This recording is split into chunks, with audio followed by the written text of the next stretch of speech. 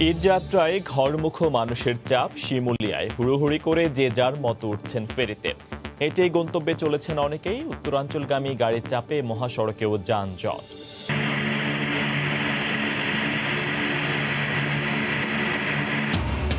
ঢাকায় চীনের উপহার দেয়া করোনা টিকা সিনোফার্মের 5 লাখ ডোজ শিগগিরই প্রয়োগ শুরু।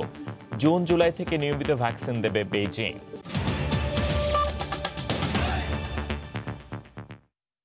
সময় সংবাদে সঙ্গে আছি ফয়সাল মোর্শেদ। ঢাকা থেকে শিমুলিয়া ফেরিঘাটে যেতে 1 ঘন্টার পথ 6 ঘন্টাতেও পৌঁছাতে পারছেন না যাত্রীরা। এতে ঘন্টার পর ঘন্টা হেঁটেই ফেরিঘাটে যাচ্ছেন ঈদে ঘরমুখো মানুষ। এই মুহূর্তে মুন্সিগঞ্জের শিমুলিয়া ঘাটে আছেন সহকর্মী নাসির উদ্দিন উজ্জ্বল। সরাসরি যুক্ত হচ্ছি তার সঙ্গে। উজ্জ্বল, ঘরমুখো মানুষের কেমন ঢল নেমেছে একটু যদি আমি দেখাতে পারি, যে মুন্সিগঞ্জের শিমুলিয়ায় এখন মানুষ আর মানুষ। আর এখানে যে মানুষের কি বিড়ম্বনা, কি কষ্ট, সেটা আমি ভাষায় বোঝাতে পারবো না। ভোর থেকে এরকম গাদাগাদি করে মানুষ ফেরিঘাটগুলোর সামনে অপেক্ষা করছে। এখন রোদের প্রখরতা বেড়েছে, গ্রীষ্মের প্রচন্ড দাবেদাহে অনেকে অসুস্থ হয়ে পড়ছেন, তারপরে কিন্তু ছুটছেন, একটু আকুতি করছেন যে এই পথটা পাড়ি দেওয়ার জন্য কিভাবে একটু ফেরিতে উঠতে পারেন। এবং একটার পর একটা ফেরি আসছে, ফেরিতে ওঠার চেষ্টা করছেন, কিন্তু যে ফেরিগুলো গাড়ি নিয়ে এসছে সেই ফেরিগুলো গাড়িও নামতে পারছে না। এরকম নানা রকম চ্যালেঞ্জ তৈরি হচ্ছে। এখানে আইন শৃঙ্খলা বাহিনীর কোন রকম নিয়ন্ত্রণ নেই, সবকিছু কিন্তু একেবারে বালুর বাঁধের মতো ভেঙে পড়েছে। বিজিবি বিভিন্ন পয়েন্টে চেকপোস্ট বসিয়েছে, কিন্তু কোন রকম কিন্তু তারা কোনো বাধা তৈরি করতে পারে নাই। এবং এই যে গেল রাত্র 3টার পর ফেরিতে গাড়ি উঠাতে পারছে না বলে এইখানকার সংশ্লিষ্টরা জানিয়েছেন। এইখানকার বহরে যে 17টি ফেরি 16টি ফেরি আছে, তার 15টি চলছে, কিন্তু এই ফেরিগুলো কিন্তু কোনোভাবেই পারাপার করে কুলিয়ে উঠতে পারছে না। বাঁধ ভাঙা স্রোতের মতো লাখো মানুষের জ্বর এখন এই শিমুলিয়া ঘাটে, কিন্তু এই মানুষগুলোকে সুরক্ষা করবার জন্য কোনো কিন্তু পথ দেখা যাচ্ছে না। করোনা সংক্রমণ ঝুঁকির মধ্যে শিশু, নারী সবাই মিলে কিভাবে চেষ্টা করছে ফেরিতে ওঠার জন্য, এবং ঘন্টার পর ঘন্টা কিন্তু ওভাবে দাঁড়িয়ে থেকে অনেকে অসুস্থ হয়ে পড়ছে। কেউ ফেরিতে ওঠার জন্য রশি বেয়ে বেয়ে যাচ্ছে, কেউ সাঁতার কেটে গিয়ে ফেরি পন্টুনে উঠছে, কেউ আবার পন্টুনে উঠতে গিয়ে পানিতে পড়ে যাচ্ছে। কিন্তু তারা এখানে যে যাত্রী ছাউনির কোনো ব্যবস্থা নেই, কোন রকম যাত্রী ছাউনি কিন্তু কোনো এখানে ব্যবস্থা নেই, কোন রকম সুযোগ সুবিধা নেই। এইসব কারণে কিন্তু লোকগুলো গরমে অতিষ্ঠ হয়ে পড়েছে। এখানকার যে এই শিমুলিয়া যে বন্দর, সেই বন্দরে কিন্তু যাত্রী ছাউনি না থাকার কারণে এবং কোন রকম গাছপালা না থাকবার কারণে গরমে কিন্তু কষ্ট পাচ্ছে মানুষগুলো। এবং এই যে মুন্সিগঞ্জে ঈদে ঘরমুখো মানুষের এই ছিল সর্বশেষ। ঘরমুখো মানুষের খবর নিয়ে মুন্সিগঞ্জের শিমুলিয়া ঘাট এলাকা থেকে সরাসরি যুক্ত হয়ে জানাচ্ছিলেন সহকর্মী নাসির উদ্দিন উজ্জ্বল। হেঁটে বাড়ির পথে রওনা হয়েছেন বহু মানুষ। এই মুহূর্তে রাজধানীর গাবতলীতে আছেন সহকর্মী শাকির আহমেদ। সরাসরি যুক্ত হচ্ছে তার সঙ্গে। শাকির। ফয়সাল, আমি আছি রাজধানীর গাবতলী এলাকায়। এই পয়েন্টটি দিয়ে কিন্তু ভোর থেকে, অর্থাৎ সেহরির পর থেকেই ঘরমুখো মানুষ ঢাকা ত্যাগ করছেন। আপনি জানেন সরকারের পক্ষ থেকে এক ধরনের বিধিনিষেধ রয়েছে, অর্থাৎ লকডাউন পরিস্থিতি রয়েছে, যার কারণে গণপরিবহন চলছে না, দূরপাল্লার বাসগুলো বন্ধ। কিন্তু ঘরমুখো মানুষ কিন্তু সেই নিষেধাজ্ঞা কোনোভাবেই মানছেন না। তারা কিন্তু এই গাবতলী পয়েন্ট দিয়ে পুলিশের যে চেকপোস্ট রয়েছে সেটিকে ফাঁকি দিয়ে, অর্থাৎ পায়ে হেঁটে সেটি পার হয়ে ছোট ছোট যানবাহন যেগুলো রয়েছে, মোটর সাইকেল থেকে শুরু করে কখনো পিক আপ, কখনো ট্রাক, আবার কখনো যে এই আন্তঃজেলার যে ছোট ছোট মিনি বাসগুলো রয়েছে, সেই বাসগুলো দিয়ে কিন্তু তারা তাদের গন্তব্যের উদ্দেশ্যে রওনা করছেন, অর্থাৎ ঘাটের উদ্দেশ্যে রওনা করছেন। এই এই সাভার থেকে অর্থাৎ এই গাবতলী থেকে শুরু করে তারা পাটুরিয়া ঘাট পর্যন্ত যেতে কিন্তু তাদেরকে বেশ বেগ পেতে হচ্ছে, পাশাপাশি বাড়তি অর্থ গুনতে হচ্ছে। আমরা এখানে কথা বলেছি যারা এই গাবতলী হয়ে পাটুরিয়া ঘাট পর্যন্ত যাচ্ছেন, তাদের অনেকের সঙ্গে কথা বলেছি। তারা বলছেন সাধারণ সময়ে তারা যে পরিমাণ ভাড়া দিয়ে আসলে এই গাবতলী থেকে পাটুরিয়া পর্যন্ত যান, তার চেয়ে কয়েক গুণ বেশি ভাড়া কিন্তু তাদেরকে দিতে হচ্ছে। অর্থাৎ প্রতিজন এই পাটুরিয়া ঘাট পর্যন্ত পৌঁছাতে তাদেরকে 400 থেকে 500 টাকা পর্যন্ত দিতে হচ্ছে মোটরসাইকেলে। পাশাপাশি পিক আপ সহ যেসব যানবাহন রয়েছে সেগুলোতে করেও কিন্তু তারা ঢাকা ছাড়ছেন, অর্থাৎ ঘাটের উদ্দেশ্যে তারা রওনা করেছেন, সেখানেও কিন্তু তাদেরকে 3 থেকে 400 টাকা গুনতে হচ্ছে। আর সকাল থেকেই এই পয়েন্টটি দিয়ে বিপুল সংখ্যক মানুষ আসলে ঘরের দিকে অর্থাৎ তাদের বাড়ির পানে রওনা হয়েছেন। পুলিশের চেকপোস্ট সহ আইনশৃঙ্খলা বাহিনী পর্যাপ্ত পরিমাণে সতর্ক রয়েছে যাতে কোনো ধরনের বাস এই পয়েন্ট দিয়ে প্রবেশ করতে না পারে। তারপরেও কিন্তু পুলিশের চোখ ফাঁকি দিয়ে পায়ে হেঁটে চেকপোস্ট পার হচ্ছেন সাধারণ মানুষ। আপনি দেখতেই পাচ্ছেন যে মানুষের স্রোত কিন্তু রয়েছে, অর্থাৎ গাবতলী থেকে সাভারমুখী পাটুরিয়া ঘাটের দিকে মানুষের ঢল কিন্তু রয়েছে। পাশাপাশি এই গাবতলী বাস স্ট্যান্ডে কিন্তু বেশ কিছু মাইক্রোবাস রাখা হয়েছে, অর্থাৎ একটি চক্র বিভিন্ন যে ফাঁকা জায়গাগুলো রয়েছে সেগুলোতে মাইক্রোবাস রেখেছেন এবং সেই মাইক্রোবাস দিয়ে কয়েক গুণ বেশি ভাড়া আদায় করে তারা কিন্তু যাত্রীদেরকে গাবতলী থেকে এই পাটুরিয়া ঘাট পর্যন্ত পৌঁছে দেওয়ার কথা বলছেন। আপনি দেখতে পাচ্ছেন যে মোটর সাইকেলে করে যাত্রীরা কিন্তু এই পয়েন্ট থেকে ঘাটের উদ্দেশ্যে রওনা হয়েছেন।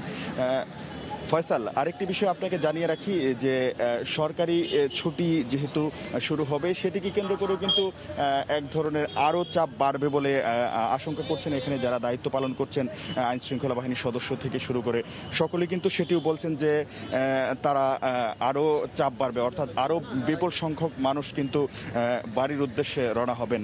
ফয়সাল, এই ছিল রাজধানীর গাবতলী থেকে ঘরমুখো মানুষের এই পয়েন্ট দিয়ে ঢাকা ছাড়ার সর্বশেষ পরিস্থিতি। ফয়সাল। ঈদে ঘরমুখো মানুষের খবর জানাচ্ছিলেন সহকর্মী শাকির আহমেদ রাজধানীর গাবতলী এলাকা থেকে। সময় সংবাদে আরও থাকছে, করোনায় 5 লাখ প্রবাসী দেশে ফিরলেও বাড়ছে রেমিটেন্স, প্রণোদনা 2 থেকে 4% করার প্রস্তাব, নতুন কর্মী পাঠানোর উপর জোর দেওয়ার পরামর্শ।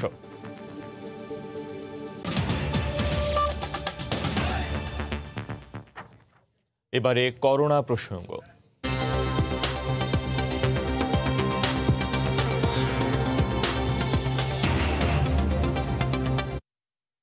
করোনা ভাইরাস প্রতিরোধে উপহার হিসেবে চীন থেকে 5 লাখ ডোজ সিনোফার্মের টিকা ঢাকায় পৌঁছেছে। ভোর 5:30টায় সেনানিবাসের বঙ্গবন্ধু বিমান ঘাঁটিতে অবতরণ করে ভ্যাকসিন নিয়ে আসে বাংলাদেশ বিমান বাহিনীর বিশেষ পরিবহন বিমান। উপহার হিসেবে এই টিকা এলেও পরবর্তীতে শুধু চীন থেকে অন্তত 4 থেকে 5 কোটি ভ্যাকসিন আনতে চলছে জোর তৎপরতা। বুধবার ভোরের আলো ফুটতে না ফুটতেই ঠিক 5:30টায় ঢাকায় বঙ্গবন্ধু বিমান ঘাঁটিতে অবতরণ করে চীনের সিনোফার্মের তৈরি ভ্যাকসিন পরিবহন করা বিমান বাহিনীর বিশেষ বিমান। সিনোফার্ম ভ্যাকসিনের এই ডোজগুলো বেইজিংয়ের ক্যাপিটাল ইন্টারন্যাশনাল এয়ারপোর্ট থেকে সরাসরি ঢাকায় নিয়ে আসা হয় বিমান বাহিনীর এই C-130 বিমানে করে। 5 লাখ টিকার সাথে প্রয়োজনীয় সংখ্যক সিরিঞ্জও পাঠিয়েছে সিনোফার্ম। তাদের দেয়া বৈজ্ঞানিক তথ্য বলছে এই ভ্যাকসিন করোনার বিরুদ্ধে 79% কার্যকর। বিশেষায়িত তাপমাত্রা বজায় রেখে নিয়ে আসা এই ভ্যাকসিনগুলো 72 ঘন্টা পর্যন্ত ঠিক থাকবে জানিয়ে এই মিশনে থাকা বিমান সেনারা জানালেন, নির্দেশনা অনুযায়ী কার্টুনগুলো বুঝিয়ে দেওয়া হবে যথাযথ কর্তৃপক্ষকে। কন্টেনারটা আমরা আসলে খুলে দেখি নাই, ওরা বলেছে যে কন্টেনারের মধ্যে তাপমাত্রা নিয়ন্ত্রণ করা যাবে 72 ঘন্টা। সো ওরা যে টেম্পারেচারে করে দিয়েছে ওটা 72 ঘন্টা, আপনার অ্যাডিশনাল কোনো ফ্রিজিং করা লাগবে না, এটা এভাবেই থাকবে। অফিসিয়ালি কোনো ডকুমেন্টস আদান প্রদান হয় নাই, শুধু ভ্যাকসিনগুলো যে বাংলাদেশকে উপহার হিসেবে দিয়েছে এটার কিছু কাগজপত্র দিয়েছে যেটা ওষুধ প্রশাসনের কাছে আমরা হস্তান্তর করব। ভ্যাকসিন গ্রহণের এই আনুষ্ঠানিকতায় যোগ দিয়েছিলেন বিমান বাহিনী প্রধান, সমন্বিত টিকা কার্যক্রমের পরিচালক সহ পররাষ্ট্র মন্ত্রণালয়ের কর্মকর্তারা। সিনোফার্মের এই টিকা প্রাথমিকভাবে পর্যবেক্ষণের জন্য ক্ষুদ্র আকারে ব্যবহার করা হলেও শিগগিরই এই ডোজগুলো গণটিকা হিসেবে প্রয়োগ করার সিদ্ধান্ত নিয়েছে স্বাস্থ্য অধিদপ্তর।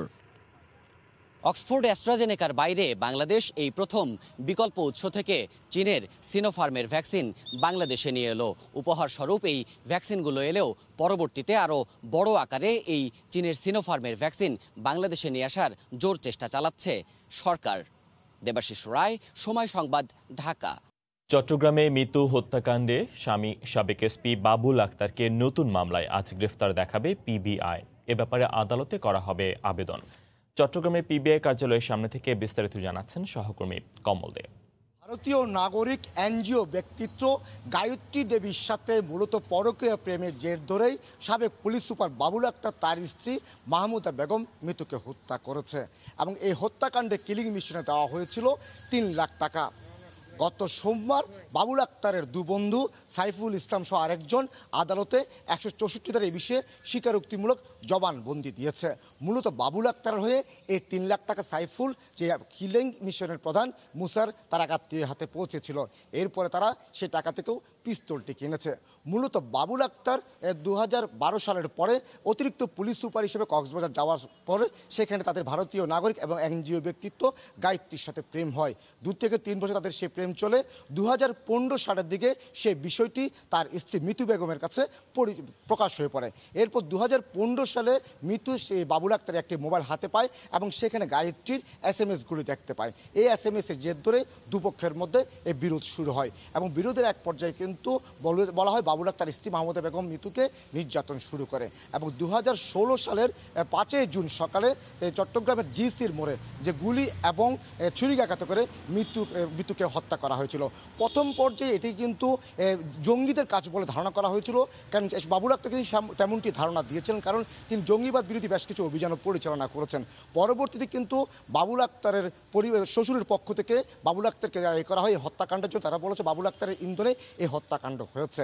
এরপরে কিন্তু যে হত্যা কিলিং মিশনের যে মূল মুসা এবং কারোর সন্ধান এখনও আইনশৃঙ্খলা বাহিনী পায়নি। তবে যে ওদিকে তদন্ত চলছে সে কিন্তু তদন্ত থানা পুলিশ, প্রথম পাঁচলাইশ থানা, এরপর গোয়েন্দা পুলিশের পরে তদন্ত শুরু করে ২০২০ সালে জানুয়ারি মাস থেকে তদন্ত পায় পিবিআই জোরে সোরে তদন্ত করার পর তারা নানা ধরনের ক্লু অনুসন্ধান শুরু করে। সে ক্লু খুঁজতে গিয়ে তারা সাইফুল ইসলামের সন্ধান পায়, যে সাইফুল বলা হয়েছিল যে কিলিং মিশনে সাইফুলের কাছে টাকাটা দিয়েছিল। এরপর বাবুল আক্তারকে তারা পিবিআই তাদের নিজেদের হেফাজতে নেয়। হেফাজতে নেওয়ার পরে এখন আইনি প্রক্রিয়া চলছে। কমল দে, সময় সংবাদ, চট্টগ্রাম। এদিকে চট্টগ্রামে মিতু হত্যায় তার স্বামী ও সাবেক পুলিশ সুপার বাবুল আক্তারের বিরুদ্ধে ৫লাইশ থানায় আরেকটি মামলা করার কথা রয়েছে মিতুর বাবা মোশাররফ হোসেনের। বিস্তারিত জানাতে এই মুহূর্তে ৫লাইশ থানার সামনে আছেন সহকর্মী শফিকুল আলম। সরাসরি যুক্ত হচ্ছে তার সঙ্গে। শফিক। ফয়সাল, আপনি হয়তো জানেন চট্টগ্রামে বহুল আলোচিত এবং চাঞ্চল্যকর মাহমুদা কানম মিতু হত্যা মামলা কিছুক্ষণ পর আরেকটি মামলা হবে এবং সে মামলাটি করবেন মিতুর বাবা মোশাররফ হোসেন। তিনি কিছুক্ষণ পর এখানে ৫লাইশ থানায় আসার কথা রয়েছে, কিন্তু এখনও আসেনি। তবে এখানে মিডিয়া কর্মীরা সবাই ভিড় করছেন যে তিনি আরেকটি মামলা করবেন এই ৫লাইশ থানায়। সেই মামলাটি কভার করার জন্য সব মিডিয়া কর্মীরা এসেছেন। তবে তিনি 10টায় এখানে আসার কথা ছিল, কিন্তু এখনও পর্যন্ত মোশাররফ হোসেন আসেনি। তবে আসার পরেই কিন্তু এখানে ৫লাইশ থানায় তিনি নিজে বাদী হয়ে আরেকটি মামলা করবেন। পরবর্তীতে তারা সেখানে যে পিবিআইয়ের যে এখানে কার্যালয় রয়েছে সেখানে যাবেন। তো আমাদের এই অপেক্ষা হচ্ছে সেই মোশাররফ হোসেনের জন্য, মৃত্যুর বাবা তিনি যে মামলা করবেন সেটির জন্য আমরা অপেক্ষা করছি। আপনি হয়তো জানেন যে মৃত্যু হত্যাকাণ্ড নিয়ে একটি মামলা নিয়ে একটি নতুন জটিলতা সৃষ্টি হয়েছে। সেটি হচ্ছে যে মামলা যে বাদী তিনি নিজেই যদি দোষী হয়, জড়িত হয়, সেক্ষেত্রে কিন্তু আরেকটি মামলা করতে হয়। সেক্ষেত্রে আরেকটি মামলা করার জন্য কিন্তু মোশাররফ হোসেন এখানে আসবেন, মৃত্যুর বাবা সেই মামলা করবেন। তো এরপরে কিন্তু তাকে যে বাবুল আক্তারকে আগের যে মামলা, সে মামলায় তার চূড়ান্ত প্রতিবেদন আজকে আদালতে হাজির করা হবে। পাশাপাশি আজকে যে মামলা হবে সেই মামলা কিন্তু তাকে গ্রেফতার দেখানোর জন্য আদালতে আবেদন করা হবে। আদালত যদি সে আবেদন গ্রহণ করে তাহলে তাকে গ্রেফতার দেখাইতে পারে। তো এই ছিল আমার কাছে চট্টগ্রামের যে চাঞ্চল্যকর যে মৃত্যু হত্যাকাণ্ড, সেই হত্যাকাণ্ডের সর্বশেষ তথ্য, এবং কিছুক্ষণ পরে কিন্তু একটি মামলা হবে বাবুল আক্তারের বিরুদ্ধে। ফয়সাল। চট্টগ্রামের ৫লাইশ থানার সামনে থেকে আমাদের সঙ্গে সরাসরি যুক্ত হয়ে জানাচ্ছিলেন সহকর্মী শফিকুল আলম।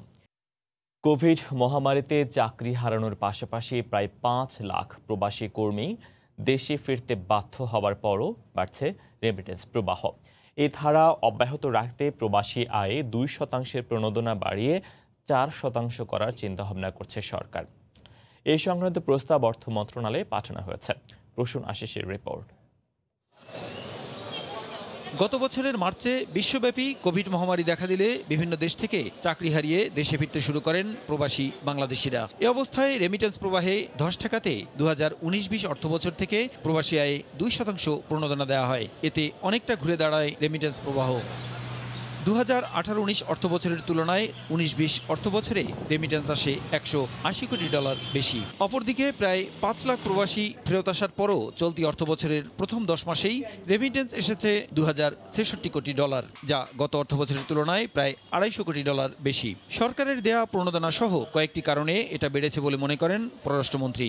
সরকারিভাবে আবার টাকা বেশি আসার কারণ অফিসিয়ালি আসছে, তো অবশ্যই সরকার যে একটা ভালো প্রণোদনা দিয়েছিল। প্রণোদনার হার 2% থেকে বাড়িয়ে 4% করতে অর্থ মন্ত্রণালয়ে প্রস্তাব পাঠানোর কথা জানিয়ে প্রবাসী কল্যাণ সচিব বলেন, সরকারের নানামুখী উদ্যোগের কারণে রেমিটেন্স প্রবাহে ধস নামার সম্ভাবনা নেই। মূল জিনিসটা হচ্ছে যে মানুষ লিগ্যাল চ্যানেলে টাকা পাঠাবে, এটাকে উৎসাহিত করা।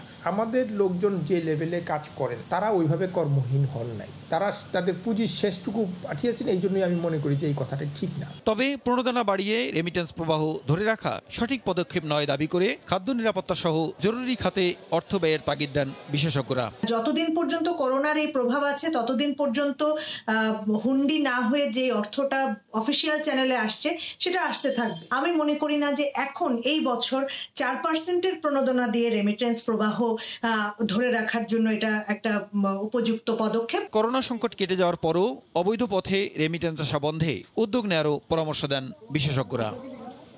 প্রসূন আশিস, সময় সংবাদ, ঢাকা। সময় সংবাদের পর্যায়ে শীর্ষ সংবাদ জানিয়ে দিচ্ছি আরেকবার।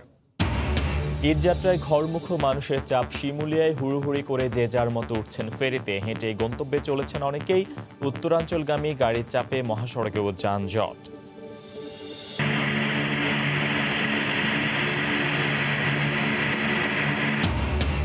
ঢাকায় চীনের উপহার দেয়া করোনা টিকা সিনোফার্মের 5 লাখ ডোজ শিগগিরই প্রয়োগ শুরু। জুন-জুলাই থেকে নিয়মিত ভ্যাকসিন দেবে বেইজিং। এই ছিল সময় সংবাদের সঙ্গে থাকুন সময়।